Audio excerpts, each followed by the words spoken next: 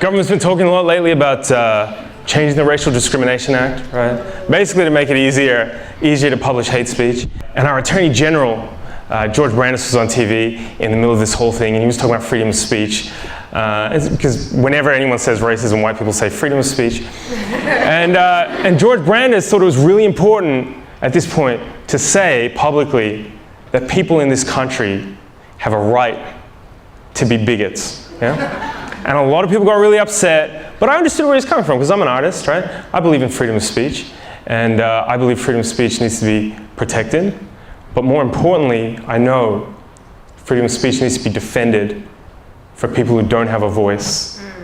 And guys, I think we can all agree, if there's a group of people in this country that don't have a voice, it's bigots, right? Like, bigots and racists, because where do you hear the views of bigots and racists? Like, who speaks for bigots and racists? Who represents racists in this country? Really, who represents racists? Besides the government, besides the government and a few major national news outlets, who represents racists? I was watching the news the other day, I had to switch it off. I was shocked.